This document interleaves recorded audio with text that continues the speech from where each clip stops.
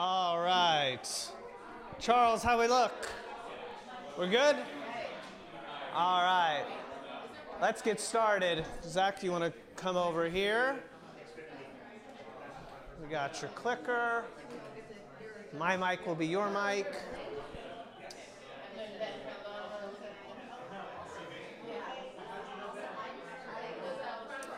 All right, let's get started.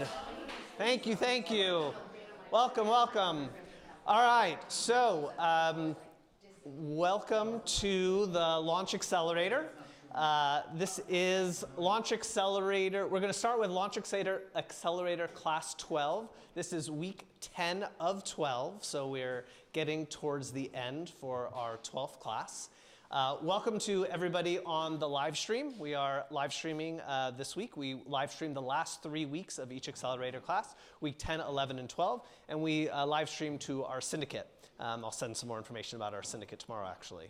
For those who don't know me, I'm Jason DeMont. I'm the Managing Director of the Launch Accelerator. Jason Calacanis will be joining us shortly, so he'll take over when he does. So for those who have not been here before, I'll give a quick intro. So the companies that you're going to see today are in market. They have, there's Zach, welcome Zach. They have traction, and so they have beaten out hundreds of companies to get here. They've gone through multiple interviews, diligence process. We have checked references, and we've invested $100,000 in each of these companies. For the pitches, we're going to have each of the 6 companies in Launch Accelerator 12 come up and do a 3-minute pitch. Their pitch is just the trailer. Just like a trailer, it's not the whole movie, so it's not going to cover everything. After their pitch, we're going to go down the line and ask everyone for their feedback and questions. We take all the feedback and questions together. When you're asking those feedback and questions, we ask that you focus those questions on the business, not so much the presentation, business, product, et cetera. Not give them presentation feedback. After they get all of the questions, they have to try their best to write all of that down, and then we give them 2 minutes to answer every single one of your questions, which is always a fun exercise to watch them try to dance around and do that. Let's see. The model that Launch works on is we have invested, as I mentioned, $100,000 into each of these companies already, and we also hope to co-lead the next round of investment for their next round. And the way we do so is via our syndicate. We write checks from $250K all the way up to $2 million through our syndicate. I know a couple of you are on the syndicate, and if you're not, I'll send more information about that tomorrow.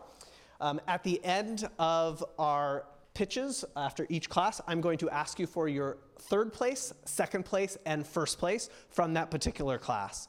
When you're ranking the companies, we ask that you put on your investor hat. Who are you most interested in taking another meeting with? Who are you potentially interested in working with? That's how we ask that you rank the companies. The order is completely random, so don't read into that. When we're asking for feedback and questions, if your question has already been asked, feel free to say already asked, and you can pass the microphone along. I think that is all of my introduction. Any questions before we get started? Awesome, well, let's do it. Let's give a warm welcome to Zach from Hank.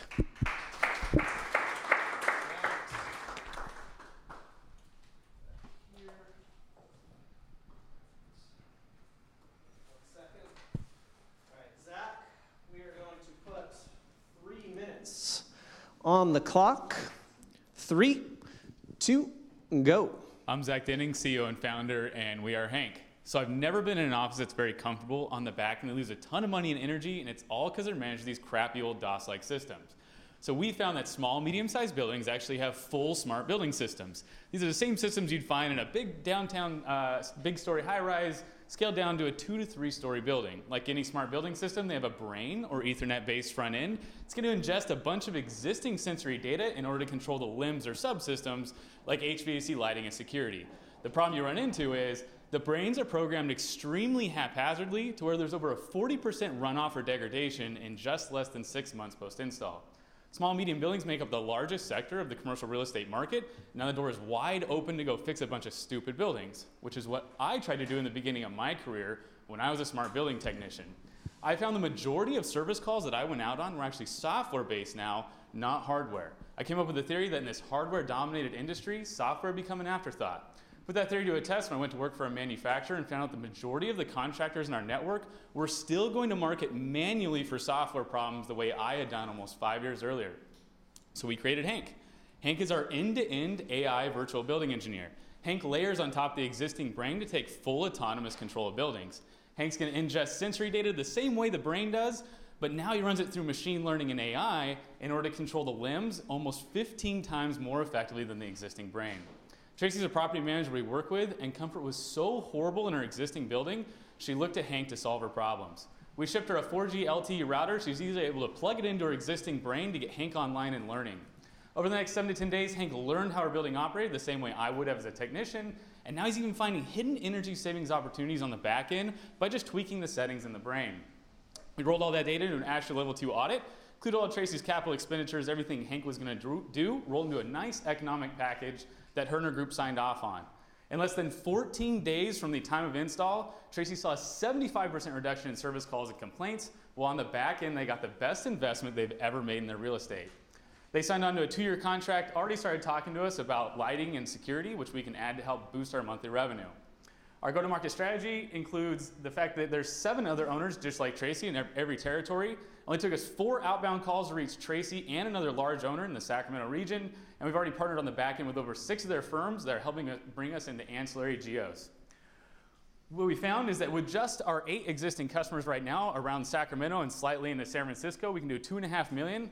Within 2 years, we can expand deeper into the Sacramento and San Francisco markets, get to $27 million with just 53 customers.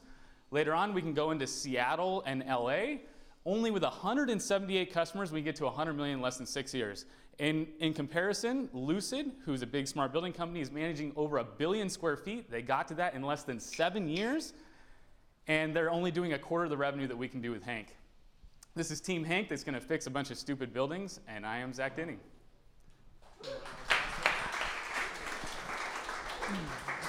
All right. At the Accelerator, we ask each of our founders to track a weekly metric, and then we ask them to report on that metric. So, Zack, what is the metric you're tracking, and how did it go last week? We check monthly. So we track monthly revenue.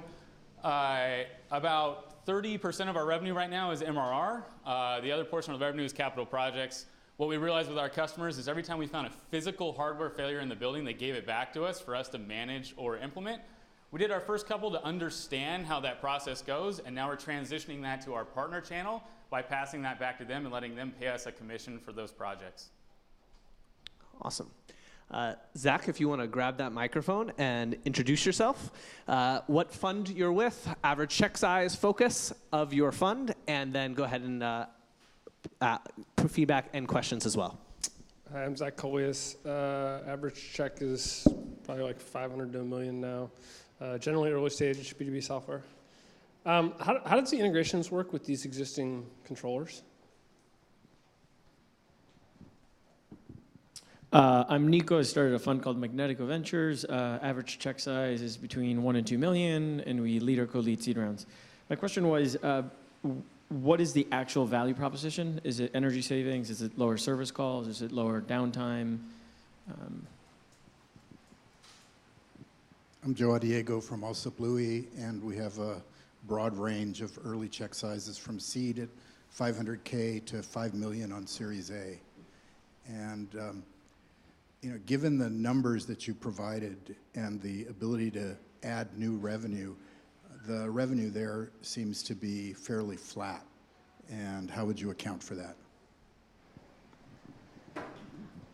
Hi, I'm Rachel Lamb. I run a fund called Imagination Capital, and we write 250K to 500K checks in institutional seed rounds. And my question to you is, how long does Hank take to learn and get smart and give some recommendations? And then who is the incumbent competition besides just nothing? Hi, Minnie Ingersoll. I am a partner at TenOneTen. Our checks are about $500K to $1 million. And I guess understanding a little bit more about what is going on when you're reducing service calls. Like, what does that what are those service calls? What's the number one call that's getting reduced? Hi, I'm Laurent Grill with Luma Launch. Average check size is about 250,000 pre-seed and seed. Main question is, what is the timetable between landing a property and actually implementing? Because landing a property in the contract is different than actually getting them to start paying, and what does that rollout look like? I'm Charlie Pinto. I'm with Bling Capital, a high-impact investor that leads seed rounds up to $1 million for 10%. My question is, how much of each of these small and medium commercial building developer owners allocate a budget to paying for your type of solution? And Zach, we also have 2 questions from the live stream. So what percentage of brains can your router plug into? And also just a quick recap on how exactly you charge. And I'll add a few seconds to your 2 minutes. Feeling generous. Yeah, first time I've gotten this many different questions. You ready? No. All right. 2-ish minutes. Go. Okay. First one is, how do the integrations work? It kind of answers a few questions. We're actually vendor agnostic. There's 5 major vendors in our space that manage about 90% of the market. Honeywell, Johnson, Siemens, Trane, and another system called Tritium. We integrate to all those agnostically. We developed old protocol drivers from like 1990s technology. We have one guy very good at doing it, so we can integrate agnostically across all those vendors and all their systems. Our value proposition is actually dual-sided. Everybody before us tried one value prop, either comfort or energy savings. Both of them don't resonate with customers anymore, but they resonate together. So we target customers with a comfort value prop. We'll make your tenants happy. Your tenant retention will go through the roof. Very important to our customers in our segment. On the back end, your owner will get a huge investment, over 70% ROI. His average ROI he's looking at right now from other companies like ours is usually 15 to 25%. Our revenue is flat. We focused on capital improvements for a while, taking those back end calls and trying to figure out how to get them to our partner channels and establishing those partner channels. Now that we know how to do it, we know how it goes, we know how to charge bounties or commissions on those service calls for our partners, and we're starting to move away from that so we can grow our MRR. How long does it take to learn? It usually takes 7 to 10 days to learn. During that time, we baseline the energy consumption so we can see how much energy savings they're saving right now over that term. Who's our competition? Originally, we thought it was the big guys, Lucid building robotics, and those guys. What we actually found with our customers when we said, what do you think of those people? They said, we don't know who those people are. You guys are beating out Trane, Johnson, Siemens, and Honeywell, so the other big incumbents in the space. You're doing a way better job than them. Reducing service calls. 75% of all service calls are software related, not hardware. Those go away because Hank has the ability to learn and adapt over time. So he's taking hard-coded logic and he's overriding it with AI and machine learning so he can dynamically adjust the system. All those service calls go away and they're just left with hardware service calls. Our landing and implementation time takes us 60 days to close a sale right now from the time they respond to that initial cold email and get into at least their initial pilot building. We've done that so far with 2 large groups. They each have around 1 to 2 million square feet under management right now. How much do they allocate? They don't allocate anything for our solution right now. We don't fit into a preventive maintenance contract or anything they do, but with a huge reduction in service calls, what we're finding is they spend over $2,000 to $3,000 a month in service calls. So our $1,200 cost per month, I know that's another question, is how do we bill? The $1,200 cost per month that we charge per 50,000 square feet is just a fraction of that. So they're actually replacing those existing service calls and service budget with us. Percent of the market we plug into, again, that's about 90% of the market. And then again, we charge by square footage. I think that's everything. Awesome. Round of applause for Zach. Let's welcome Sonya from Meowtel. All right, Sonya, you've got 3 minutes on the clock. 3, 2, go. All right, good morning, everybody. My name is Sonya Petcavich. I'm the founder and CEO of Meowtel, and we are bringing the perfect in-home hospitality to 100 million cat parents. As a cat mom, nothing stresses me out more than figuring out who's going to care for my child while I'm away. But all I have to do is go to Meowtel, put in my dates, and within a couple of seconds, I can see all of the 5-step vetted and fully insured sitters near me. The most important pieces of information I want to know as a cat mom are the sitter's bio and reviews. I can't just have any random person coming into my home to care for my child. I need to know that A, they understand cats, and B, they are trustworthy.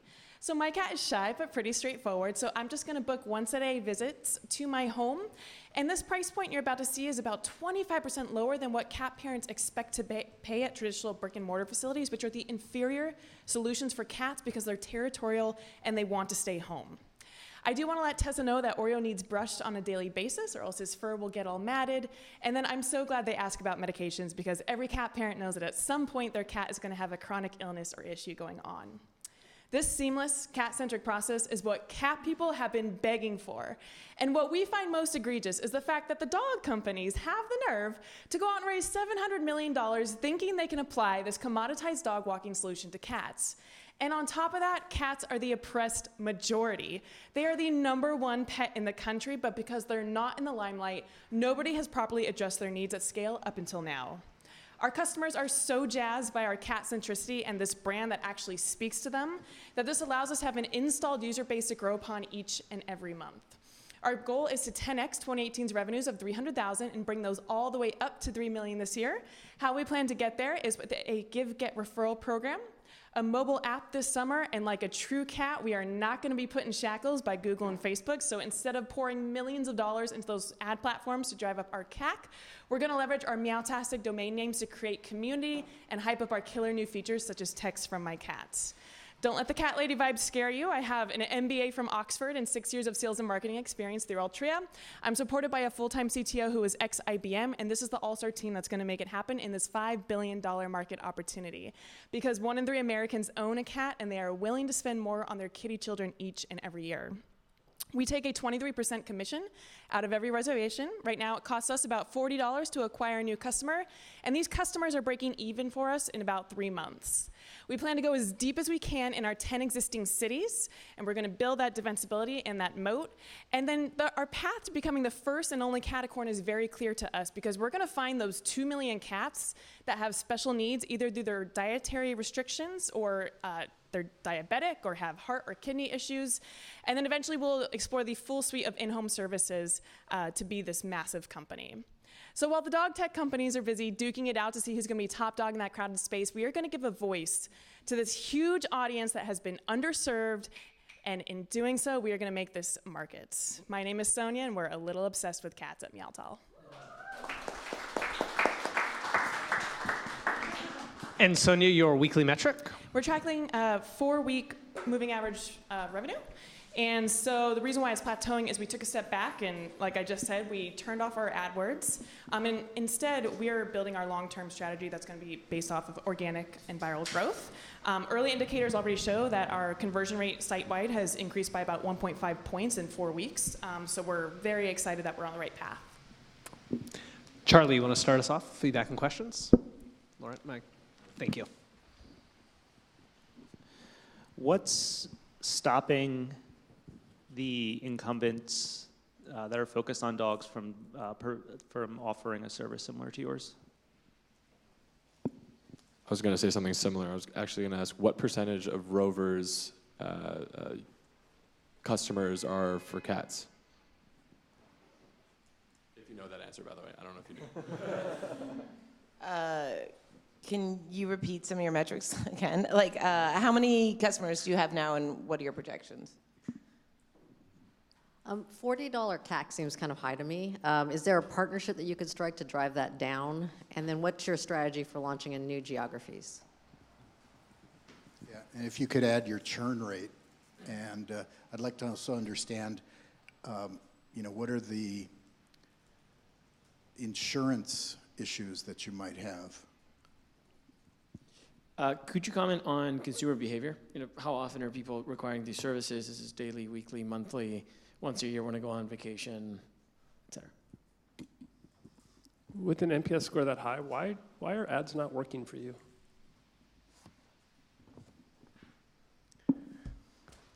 Two minutes, Sonya.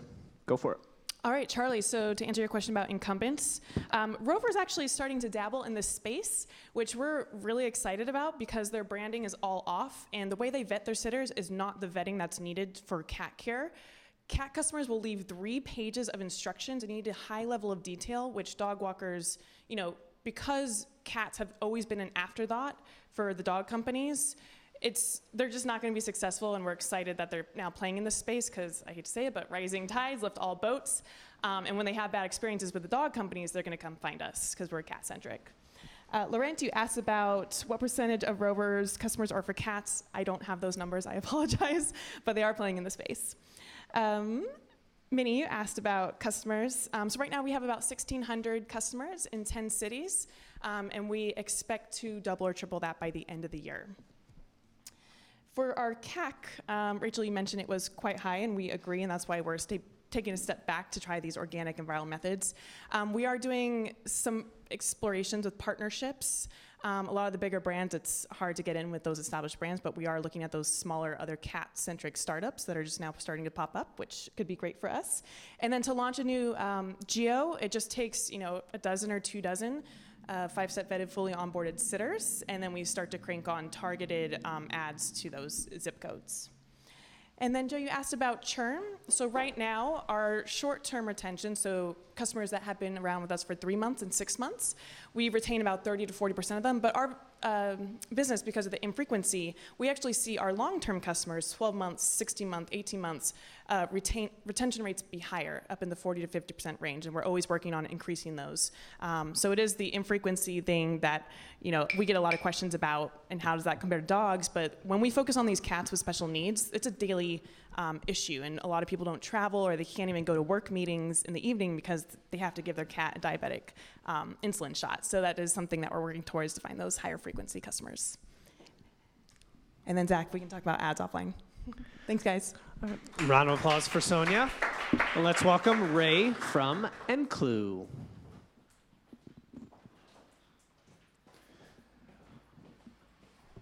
Ray, we've got 3 minutes on the clock. 3, 2, go. Hi, everybody. My name is Ray, and today I'm going to tell you not only how we're going to enhance your relationship with technology, but how we're going to reach 1 billion players in Enklu. So first off, this is augmented reality, not virtual reality. As you can see on the screen there, users are able to walk around their environment freely and comfortably. They can maintain eye contact. They can have a social experience. Unfortunately, augmented reality has a content problem, and I have a slide problem. In augmented reality, content is fragmented. You have different hardware platforms, it's very inaccessible to create, and no one's monetizing it effectively. So we built a product which is a platform for developers and creators to not only monetize their content, but to bridge the web, smart glasses, and mobile access points. And it really allows anyone to create immersive, compelling social experiences in augmented reality. If you can create a web page, you can make a scene in Enklu. Here's one of our clients, One Dome, who used Enklu to make the Unreal Garden, which has had 30,000 visitors since opening here in the Bay. That dwarfs usage of other augmented reality experiences. And here are their visitors. You can see they're not cliche gamers or virtual reality aficionados. These are friends, families, senior citizens, and dates. And here they are actually sharing their experiences on social media. This is another first. We've solved a lot of hard problems with Enklu. This is one of many. It actually allows us to have viral exposure as well. So the business model is very simple. We allow developers to choose how much they're going to charge their players, and we take about a 30% cut. This is based upon a Roblox business model. If any of you have kids, you're aware that they're actually paying out creators above $1 million now. They paid out in total $30 million in 2017. In 2018, Enklu made $630,000, and developers who used Enklu made $950,000. I know what you're thinking. An augmented reality company that's making money? So we're focusing on family entertainment centers and modern arcades because we have a solution that is better, faster, and cheaper than what's currently available for them. In stage 1, we're focusing on the hundreds of operators that have their internal developers. And in stage 2, what we're seeing is thousands of independent developers using Enklu for augmented reality applications that aren't even obvious to us when we begin. We've already had people create product demonstrations and retail experiences within Enklu. And you know that 80% of retailers are going to be using gamification by 2022? It's because gamification leads to a 150% increase in user engagement. So while other platforms were focusing on dead-end mobile-first platforms, we've actually attracted some key players, including the Sims creator Will Wright and Adam Gazelli's Neuroscape, which is famous for using esports to increase cognition with gamification. We've also built a thriving community of independent creators here in the Bay Area, and you'd be surprised the kinds of people that are using Enklu with no technical background at all, or people that think they're bad at computers are able to use the headsets to create immersive scenes. What's really exciting is when the consumer devices launch in the next 3 years, and Enklu leads to the increased engagement and transformation of our entire digital experience. That's why we know Enklu is going to make $80 million in 2022. We're going to pay out creators twice as much, and we're well on our way to 1 billion players. But the HoloLens 2 is launching this year. This is a game changer. We're expanding rapidly. We have a product which generates value for our end users, and it exposes itself virally on social media. We're a team of vanguards in game development, and that's how we're going to get to 1 billion players in augmented reality with Enklu. Thank you. Round of applause. Ray, your weekly metric? So this is monthly revenue. Last month was our best month in company history. We are also going to be launching a lot of things later this year. This is all based on HoloLens 1. We're Microsoft Mixed Reality partners, so I can't tell you exactly when the HoloLens 2 launches, but I can tell you when it does. That's a 10x year every year for the next 3. Don't forget to show us how you're doing on May, and progressing towards the 90K forecast. It's been a busy week, and you know why. Yeah, understood. Zach, feedback and questions. This is exclusively for the HoloLens. One of the slides said ARR. So is this actually recurring revenue, or is this just more GMV type? Can you describe what you're going to be doing for holograms or objects that would want to be viewed in all three, in all dimensions? Thanks. I should mention I ran the venture capital group at Time Warner for 14 years, so I'm a little skeptical of the AR market. But how do you, what have you seen your competitive advantage to be against some of the free solutions out there? Does the VR content port into AR content? Like, as Felix and Paul, can they actually take what they produce and push it out this way? And 80 million in 2022, what does that imply for the whole market? I don't know much about the space, but what's really hard on your roadmap right now? What are you most worried about? How many revenue-generating customers do you currently have? Because it looked like you had a really big one, and it may just be 1 or 2, but help me out. What's the biggest change needed in consumer behavior to make this actually mainstream? And are we close, or do you still think it's far away? Excellent questions. Some of them are detailed, so we'll save those for follow-up. So I'll do the ones that we can get through quickly. Let's start with what kind of hardware. We actually support the HoloLens, some VR devices, Magic Leap, and mobile devices. It's platform agnostic. So to answer your question as well, the content already is online, so it's updated real-time, multiplayer, and collaborative on any platform you're working with. For ARR, our revenue is a combination of monthly subscriptions, enterprise, and if a client's needs line up with our product roadmap, we'll do a little bit of bespoke content development for them to get them on our subscriptions. I would be skeptical too. This industry has been through a bunch of hype curves. We're right on the precipice with consumer devices launching. And what's going to be the crossover point? It's going to be the point when people start having devices in their homes, like you saw with the early consoles. And then you're going to see this middle ground where people have mobile devices that they're using for gimmicky AR applications. But then you can use those for retail experiences. Like imagine the Amazon store where I have a mobile device, but then I can also spend $10 to see a little tour of the product and see all those awesome reviews that I could online that I can't currently in the physical location. In terms of what's really hard right now, it's a frontier technology industry, so we have to be very agile. What I fear is what I don't know. I mean, we're industry insiders, but there's things being announced every other day. On us is making sure we have the right partnerships in place so that we can pivot if we need to lean into other dependencies. Right now, we're in a fantastic spot with all the major players. We've had Facebook, Apple, Microsoft buy the garden in the last 60 days to check out our technology. I think that's probably the depth I want to get into right now. Anything other than that, I'd be happy to dive into afterwards. And also, you're also invited. Oh, we have 3 active enterprise clients. Actually, we grew with just revenue-backed enterprise clients from 3 to 7 employees in 2018. 2019, once we launched the Unreal Garden, we actually opened up the product to external development.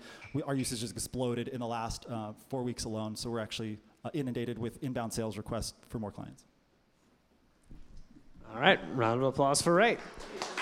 And let's welcome Tina from Capsul. All right, Tina, you've got 3 minutes on the clock. 3, 2, go. Hi, everyone. I'm Tina Cheng, founder of Capsul, jewelry that captures your memory. So jewelry is more than a fashion statement. It's often personal and meaningful. When I wanted to make a necklace in my daughter's name, Azalea, in my own handwriting, I found my options to be extremely limited. I could either spend thousands of dollars at a fine jeweler with long lead time, or my online options are often cheap, unbranded, and made with toxic material. Thus, Capsul was born. We're a direct-to-consumer brand specialized in premium customized jewelry in the accessible luxury space. Our passion is to encapsulate your joyous moments into modern, timeless jewelry you'll want to wear every single day. Using our proprietary process, we are able to bring you higher quality jewelry and making the luxury of customization accessible for everyone in as little as 1 week while adhering to the highest environmental standards. These are some of our best sellers. You can customize your own unique handwriting. Here, Jeanette customized her cuff with the handwriting from her husband's love letter. And here, Tiffany, the bride, is wearing a sound wave necklace with a secret message from her from the groom. We're also making an app where you can not only capture the sound wave, but play back the sound wave with a picture, snapping the picture of the jewelry, making each piece of jewelry into a time capsule. And here, Erin is wearing a Roman numeral cutout ring with the day she became cancer-free. Our product has a natural virality in the sense that there's a story behind every piece, and one customer's story tends to inspire others. For example, when Rianne created a necklace out of her husband's professional baseball signature, it inspired over $10,000 of professional baseball signature necklaces, and we are still receiving those orders today. So how does it work? Our customer uploads a image. Our designer generates a CAD, and a one-time use wax mold is 3D printed and used to cast, polish, and plate a piece of unique jewelry just for you. And how big is this market? The global jewelry market is extremely massive at over $300 billion, but it's very fragmented and dying for innovation. On Pinterest alone, we're seeing over 1 million search per month for each of these keywords for personalization. Legacy brands such as Tiffany, Swarovski, and Case have long struggled to connect with the millennial customers who are increasingly asking for not only branded jewelry, but customizable ones, as evidenced by winners such as Pandora and Kendra Scott. However, you can still see a clear white space where Tiffany meets Etsy, and this is the market that we're looking to capitalize and dominate. Pandora alone generated over $35 billion last year with its customizable charms bracelet. If we could convert just 0.3% of their sales with our higher quality, lower price product that has a higher level of customization, we would be at $100 million. In our first year of operation, we scaled from $0 to $250,000 growth with strong unit economics, over 80% margin, 10-to-1 LTV to CAC ratio, 17% repeat purchase rate, and less than 0.1%. Customers can't stop raving about us. We have a strong team with domain expertise in jewelry and startup, and we're building the next unicorn jewelry. Thank you.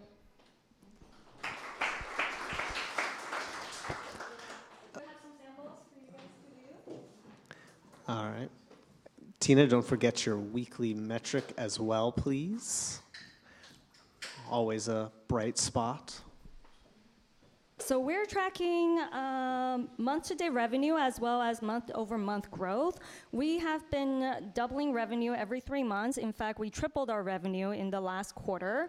And this month, we're on track to do $500,000 run rate, which is a 60% growth over last month. Love it. Charlie, feedback and questions.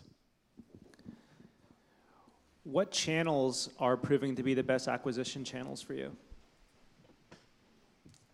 What is the average price point on a single product? I saw the AOV was $171, but are people buying multiple products?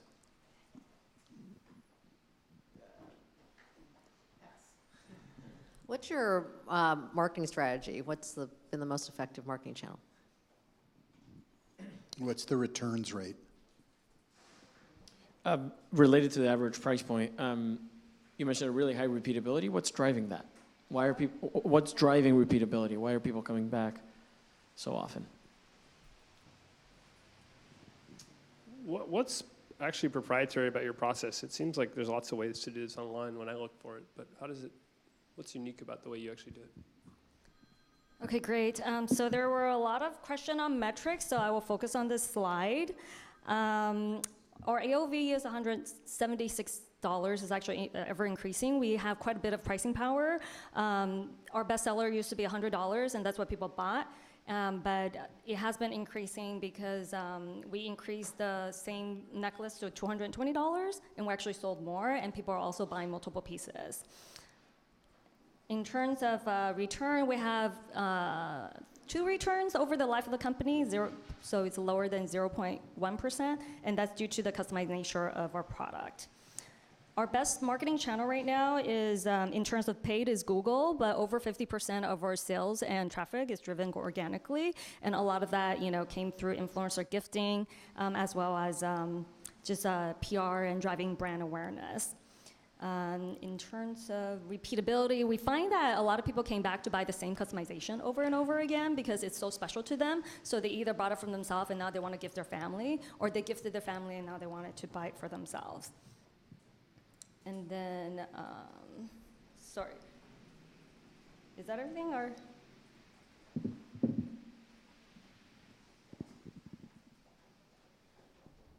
I think that's everything. Great. Yeah. All right, round of applause for Tina.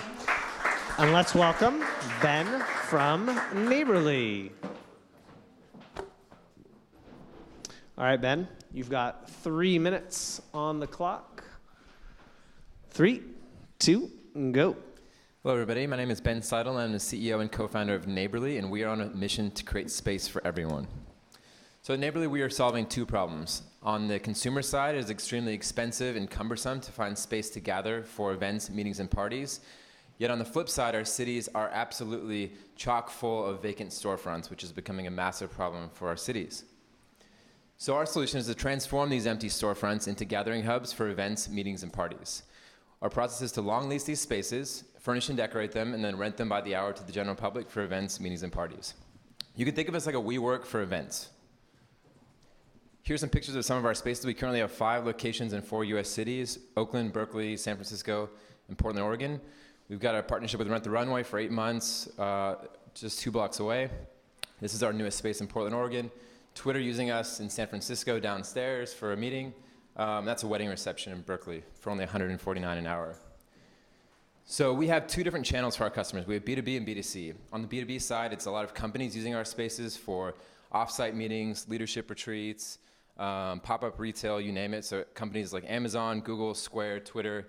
And on the B2C side, it's residents, artists, just locals who need space for things like birthday parties, family gatherings, art shows, and retail. So as a pre-seed bootstrapped company, we were able to achieve a $100,000 a month monthly run rate. We grew quarter over quarter 31% from Q4 2018 to Q1 2019. And we did $625,000 last year and projected to do $1.8 million this year. So quick hits on the unit economics. Our average ticket size is $810. Gross margin is on average 26%. Blended CAC around $28. And then the cost to open up one of these locations is one of the magic parts about this. We can move very fast and cost effectively because they're small spaces. So it costs only $25,000 on average to open one up, and we get payback on that after 5 months. So what makes a Neyborly space different than a typical event space or a restaurant? First and foremost is the location. We take spaces on main streets, in cities, in nice retail corridors. Our prices are extremely affordable, so $100 an hour on average for our spaces, when our competitors are charging 2 to 3 times that. Convenience, you can book online. We have great customer service. We have open pricing, upfront pricing. And style is handcrafted, unique. You can see around here, it's a different style experience than something like a Hilton. And the use, it's flexible and it's customizable. So we allow you to kind of decorate and make yourself at home. So what kind of spaces do we look for? We look for ground floor spaces, usually 1,000 to 1,800 square feet, like our space downstairs. We look for 2-year leases with 2-year options. And then we look for active neighborhoods and main streets that really do well with residential and professional. Why these spaces? They're ubiquitous and there's a large amount of supply at a low rate. So the most important thing that we're going to be doing is not just building a marketplace or a network of spaces, but building a marketplace on top of that. My name is Ben Seidl. I'm the CEO of Neyborly, and I'd love to take your questions. Round of applause for Ben. Ben, your weekly metric? Yeah. Microphone.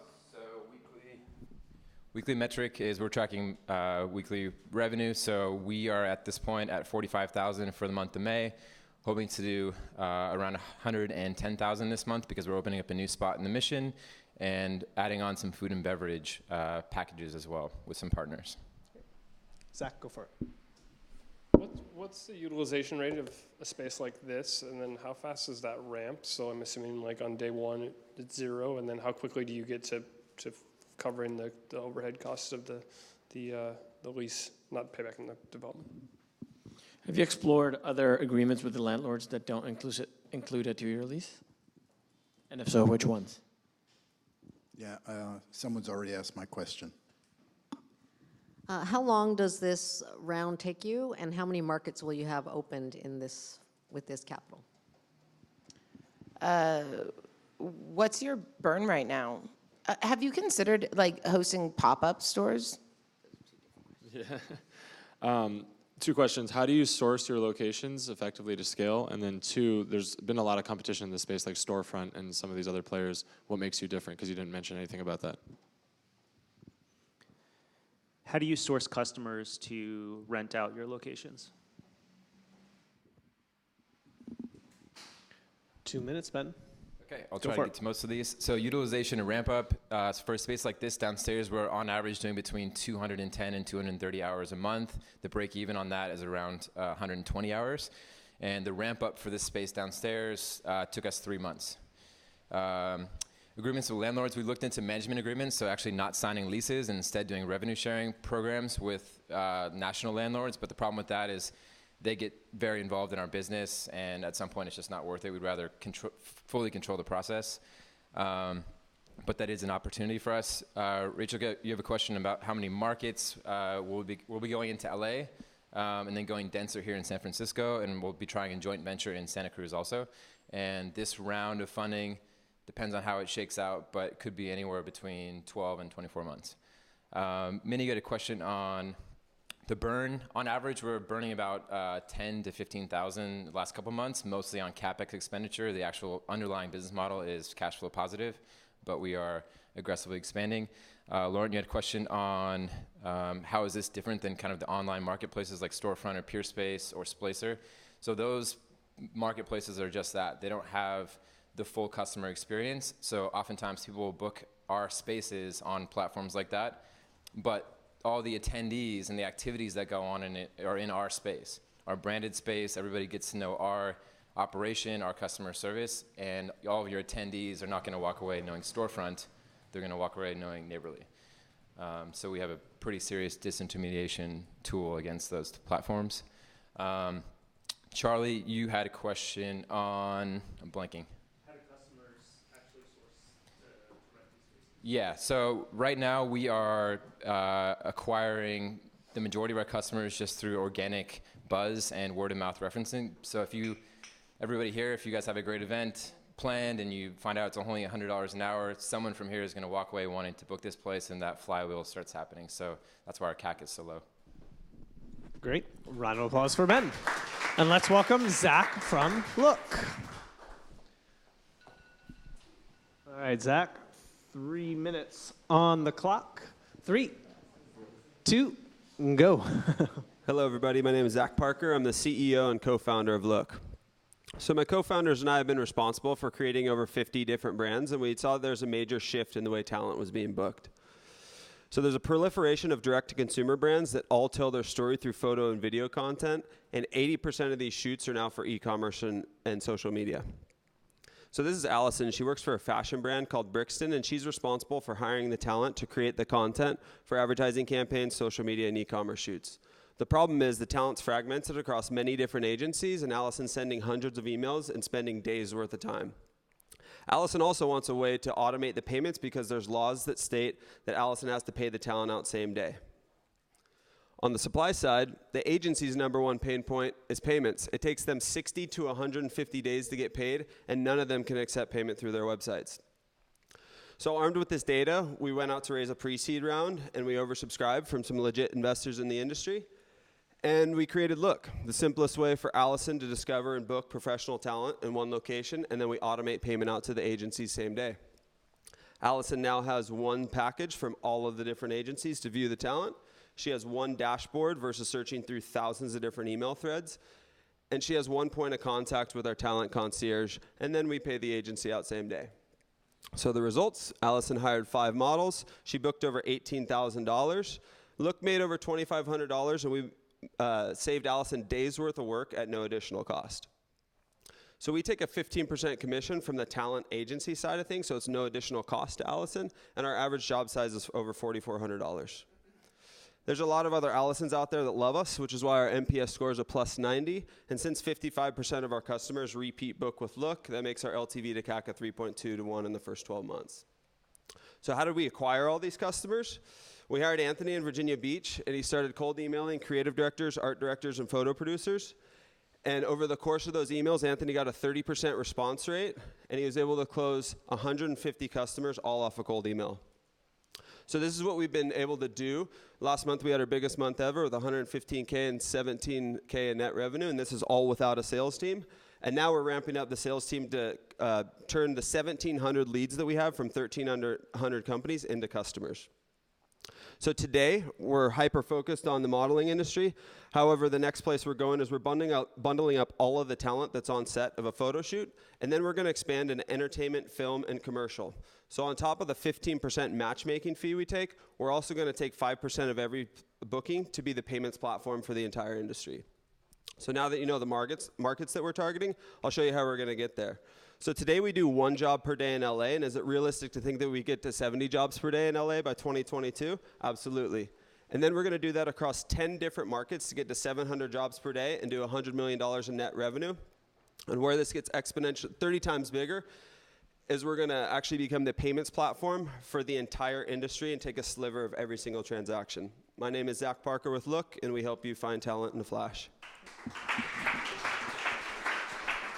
Awesome. And Zack, your weekly metric? So our weekly metric is net revenue. I don't want you to be fooled by this. We actually had a massive week with 45K in bookings, but one of our major customers, we did a $30,000 job with them, and something funky happened with the booking, so we didn't take the revenue on the job in order to make sure nothing weird happened with our relationship. So we sacrificed short term knowing that they'll stick with us long term. But that would have been a 6K week in revenue. Got it. For those in the first row, start thinking about your 3, 2, and 1 as well. This is the last one for LA 12. Go ahead, Charlie. I may have missed this in terms of your total addressable market, and then for this particular product, and then moving up into the next adjacent market. So, what is your total addressable market and the next adjacent market? How automated is this process? Tell me more about the relationship with agencies and the 15% you take there. Yes, talent agency reaction is and who's the team? Who's the rest of the team besides the one person you mentioned? How do you make this sticky? Why now? You know, I've seen a few companies take a crack at this starting 5, 6 years ago. So what's changed that this can work now? What's been difficult that you didn't expect? What's been the challenge that's really tripped you up or surprised you?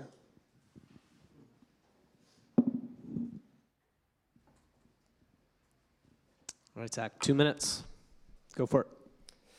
So Charlie, initial market is $2 billion TAM. So there's $10 billion in bookings, but with 20% of that is a $2 billion TAM. And then the next adjacent market where we bundle up all the talent's $5 billion. Then when we expand into entertainment, film, and commercial, it's $30 billion. How automated is this today? Today, a lot of what we've been doing has been done manually, intentionally. We built the company from scratch with the idea that my last company was, we built perfect technology that worked on all the different platforms that not enough people wanted to use. So we wanted to clearly identify a pain point first, and then knowing that we could productize that experience. And we're doing that right now with one of our investors, Todd from Dropbox, who ran product there. On the agency side, Minnie, we have 120 of the best agencies across the U.S. in our network. So we only deal with the premium agencies. These is Wilhelmina, Ford, Elite, Vision. And so the 2 reasons that they love us is we aggregate the demand in one location, and we guarantee and automate the payment to them because that's such a pain point. Rachel, in terms of team, so my co-founders have created over 50 different brands, and we have a team of photographers, wardrobe stylists that have all been in this industry but also have tech experience as well. How sticky is this? So right now we're working on building the supply and demand side hooks. For the agencies, the demand side hooks are payments, and on the supply side hooks are payments, and then on the demand side, what we're doing is we're building out a tech platform that saves all of the historical job bookings and also saves the payment information so that second, third, and fourth experience becomes more magical, similar to like an Amazon Prime type experience. Why now? A lot of this has to do with people need more, brands need more content than they have ever before. And with social media and e-commerce, there's an insatiable need for content, so that's been on the rise, but the way that people have booked talent has remained unchanged for the last 20, 30, 40 years. A challenge that I didn't expect, launching a startup with a newborn and now a toddler with another one on the way is actually really challenging to manage my time. All right. All right. So it's everyone's favorite time to judge and rank. So again, I'm going to ask for your third place, your second place, and your first place. And we'll make it a little bit more fun. So I'll ask you for your third place and second place first and why. And then we'll go back down everyone and get everyone's first place and try to create some drama if we can. So again, the way that we play this is third place is worth half a point. Second place is 1 point. And first place is the money ball is worth 2 points. We actually track this throughout the entire accelerator and crown a winner that receives nothing at the end of the accelerator. So we're excited to award that in a couple weeks. All right. Have I filibustered enough for everyone? Zach, you look like you might be ready. You have third place, second place, and why? I feel eminently unqualified to answer this. Yeah, I'm not an expert on any of these things. I mean, from just a relatively interesting perspective, I thought that my third place, it sounds like, except for I can't pronounce it, so I hate the name, Enklu? Yep. Yeah, whatever that is. Yeah, interesting, but I don't know anything about it. Then Meowtel, also super interesting, but lots of questions. Cool. All right, and hold your first place. Nico, your third place and second place. For third place, I would do Capsul. Great. And for second place, I would do Neyborly. Great. And why? Underutilized real estate is a huge opportunity. Basically, and then Capsul, I think, somewhat low barriers to entry to your point or to your question. But I think I really like the idea of the audio thing that you could scan and re-listen stuff. So it's like a connected device that you can wear fashionably. Great. All right, Joe, your third place and second place, hold your first. Third place was Neyborly. Great. And the second place was Meowtel. Meowtel. And in both cases, it's just the overall opportunity. Very cool. All right, Rachel, third place and second place. Third place is the Enklu, how do you say it? Yep. Reason being that getting anywhere in the AR market is worth mention. And I gave number 2 to Neyborly. Not that I know much about it, but it seemed like they showed good traction. Very cool. All right, Minnie, third place and second place. Great. I liked Enklu. I gave it my second place. I just don't know much about the space, so that's why it's there. And the Zack from Look, I got my third place. Awesome. All right, Laurent. Second place, Neyborly.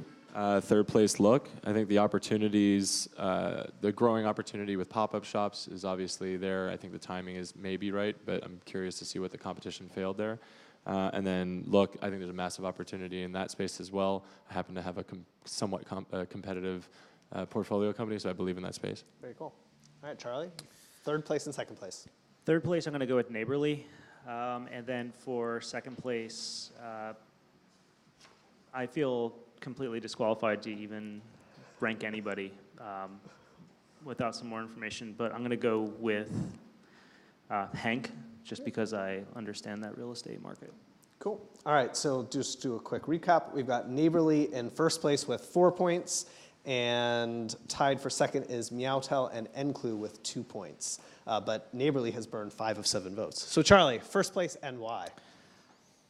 First place, I'm going to go with Look, mostly because I believe in the trends around consumers wanting to purchase more things online and the need for more assets as a result of that. And so I think that the demand is there, and there's an opportunity to shift how things are done today.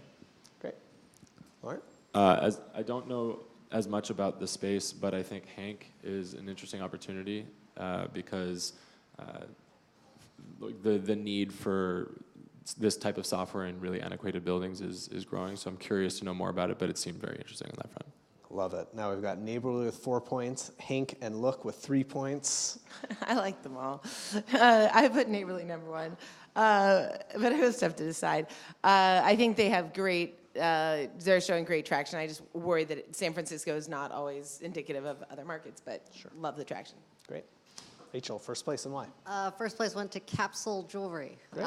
because I think it's a really cool idea. I don't know much about the jewelry space, so the competition worries me a little bit, but I think the return rate was pretty impressive, and I think this could capture the attention of the millennial audience. Cool. That's 4 first place votes and 4 different companies. Joe, first place and why? And I'm going to continue the trend. So I'm going with Enklu for first place. And we have a fund that believes that AR is going to be pervasive, and I agree that content is what's missing. Very cool. Nico, first place. First place for me is Hank. I've dabbled a little bit in IoT in the real estate market and universe, and I still think nobody's cracked, and there's enormous value there. Very cool. All right, we have Neighborly with 6, Hank with 5, Enklu with 4. Zach? Look. Feels like the opportunity is really big. Awesome. All right, so in third place was Enklu with 4 points. Tied for second was Hank and Look with 5 points. And winning today was Neighborly with 6 points. Round of applause for them. Awesome. So that was LA 12. We will take a short break, probably 10, 15 minutes, which is perfect. So lunch is downstairs if you'd like to grab that. We've got drinks over here on the side. Bathroom is upstairs as well as downstairs, and we'll come back in about 10 minutes or so.